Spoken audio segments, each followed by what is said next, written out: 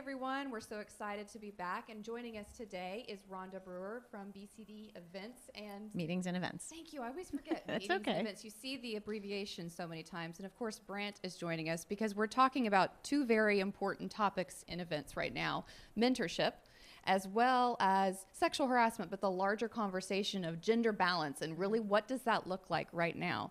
So Rhonda, do you want to start us off a little bit? I know we were talking earlier about how it's a two-way participation for mentorship rather than a one-way. Yeah, thank you.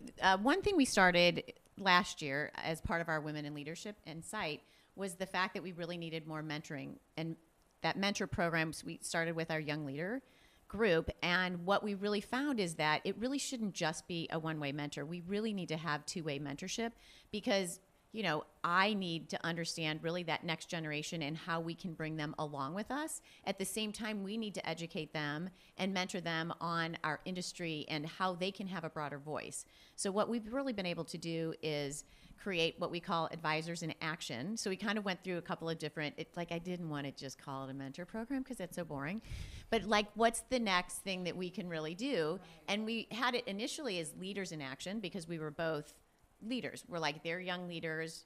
You were the older leaders.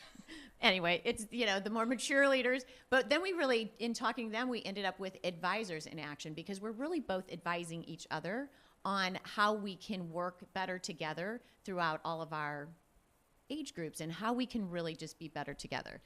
I think you hit an important point there too, because, you know, at this point we're talking about young leaders versus more mature leaders, but it's not even just the millennials anymore. It's like the Gen Z, and I don't even know. There's so many other generations. Five generations in the The workforce. Snapchat generation. Yeah. But, you know, that's really like, so what is considered a young leader at this point in time? And when people are getting involved, what's the best way to start facilitating that? And for us at site, it's you've got to have 5 years or less industry experience in order to become a young leader. So what we've really been able to do is engage with that young leader. And to start off, we just put a couple of questions on their registration survey and just said, would you be interested in a mentorship program? And we had an overwhelming response. We had to shut it down because we're like, oh my gosh, I don't even have enough mentors to be able to do this. So we had probably 30 plus young leaders that wanted to get involved in the mentorship program. And we then aligned them with starting with our women in leadership, but then a lot of leaders that we had within site. So it wasn't just female mentors. We also had male mentors as well. And it wasn't necessarily that we did female to female or male to male. We really, you know, did it based on whether they were hotel to hotel or DMC to DMC or third party to third party or corporate client. But it was really, what do you want to learn more about? And let's connect you together. So I actually had somebody that worked on the gifting side, a young leader, and she wanted to learn more just about all of the different aspects of our industry. So I was able to connect her with a lot of other ladies that she could talk to about what they did, and she could learn a much broader understanding of our industry to see, one, how she could be better at her role, but also just, you know, what would be my next step if I, you know, wanted to progress from my current role. So it's been a really successful program for those that have been in it and those that have really participated on a regular basis. I think you bring up an important point where it's talking about the gender balance, where it's not just we're segregating ourselves, right? So many times when we think about leadership and think about mentoring, it's immediately going to go into, well, these women leaders have to help that. I read this really terrible statistic that men are actually scared to have meetings with women, especially in the events industry, just because the lines between work and play here sometimes can be very blurred. And so, you know, thinking about the next portion of it, I think you said that you're doing a new study around gender balance. Can you tell us a little bit about that? We are. So last year we did our first study on the challenges women face in our industry, and some of the results were pretty profound they were appalling, quite honestly, about some of the sexual harassment and some of the things that continue in our industry. And so what we wanted to do this year is kind of do a take two. What are we going to do about the issues that we face? So it's kind of, we started adding and drilling into some of the questions that we had, but also, you know, what else can we do to improve some of the statistics that we had? At the same time, we really need to involve our male colleagues because we need to understand how they view it.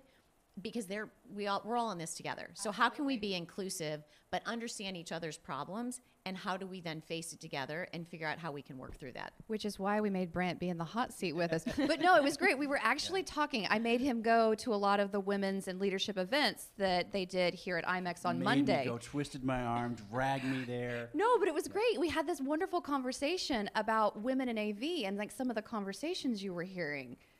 Well, and it's difficult, and as I'm sure you know. I mean, it's not always just about gender balance. It's frequently about power and who has the power. And so, you know, it's something that I've definitely known for a while now. I'm not actually surprised, unfortunately, to hear that statistic, because of the women that I know in AV, almost all of them have experienced some form or another of, you know, just weird little rude comments, you know, and you're getting someone mic'd up or something along those lines. And what's amazing to me is, you know, these are usually very professional men, you know, in big financial companies and things like that, behaving like 12-year-olds. And, you know, and it's I don't even want to go into it because it's not worth, but just, it's like 12-year-old stuff. It's like playground stuff. And it's not cute and it's not funny, but it's also complicated by the fact that they're the client. And it's the client, and you know, so them not wanting to say anything about it, me not wanting necessarily to say anything about it, because, you know, is that going to make the situation worse if I come charging to the rescue? You know, that kind of thing. So it's a very complicated subject, and one that we have to continue to talk about. And the more that we can talk about it openly, and the more that we can say, yeah, I see this all the time, and it's kind of appalling. And it's not okay. Right, and it's not okay. And it's Yeah. not okay. And, you know, what can we do about it? How do we effectively deal with those types of situations where there is a power dynamic?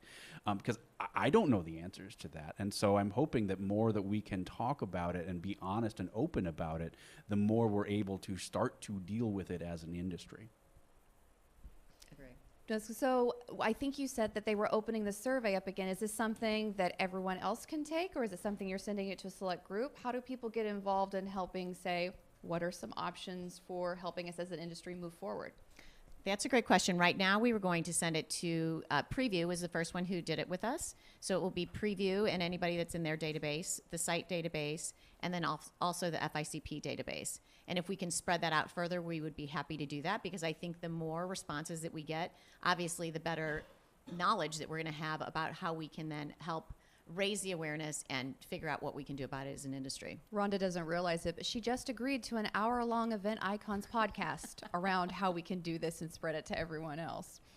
I'm curious. I don't want to give any thing that we were just talking about short shrift, but if we could go back a little bit to some of the mentoring things, I had some questions there regarding just some of the insights of doing more, you know, not the non-traditional version, but this two-way idea. So what are some of the insights that's been shared by the folks that have participated in it? Like, oh, I learned this because it was a two-way street, a two-way mentoring program. Insights in both directions. You know, one of the things we want to focus on is really giving our young leaders more of a voice in our industry, because we find that, you know, you tend to go to those that have started or have been in the industry longer and have been able to speak, and they haven't had that opportunity to share their voice. And so it's giving them the confidence to be able to, like, come on a panel with me, like have my mentor and I do it, and we have two other advisors with their advisors on. And so that would give them that first intro into, I can do this, giving them the confidence and the voice to be able to say what I had to say is really important, and it was super valuable to me, and we learned from each other, and she can take that and be able to go on from there. So I think it's just, you know, really giving everybody the view that, hey, we've got this whole next generation out there that has an absolute voice. They're the next generation in our industry, and we need to listen to them more on how we can make that foundation even broader. Because it is different than what we were in before. We, you know, started in the industry, there was no electronics. It's a part of their everyday. So how are we, that's going to be part of everyday life, as it is now, but it's going to even change that much faster. So how can we really manage through that with them? Yes. On every association that's out there, the number one question is, how do we get younger audience in? Right. How do we get younger audience in? So as a planner or an organizer of these types of events, being able to tap into those relationship. You know, well, okay, what you don't do is sit around and do the same thing that you've been doing forever for the last 20 years, right? So being able to shift and move in those directions based on real data, for lack of a better word, is going to be able to help you do that. Right. So bringing in that, you know, you can have two speakers instead of just having one. Have two different viewpoints. You know, different generations have different viewpoints, and that's okay. It's good to hear from that, and learn. You know, I thought one of the things to go way back, when you were talking about the overwhelming response you had from the people looking for the mentorship, we were doing an interview a couple of months ago with MPI's organization team, and they were telling us that was the reason they actually pulled back on their program. They had so many people interested in being mentored, but not enough people willing to volunteer to share their expertise and knowledge. So I think that's also something. How are you all getting the advisors involved? How are you reaching out and keeping them motivated, because we're all busy?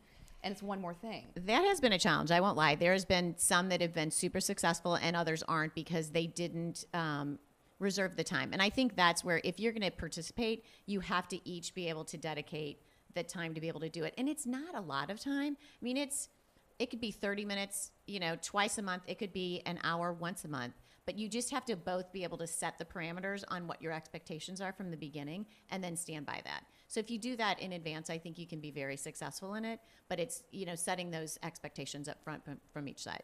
Absolutely.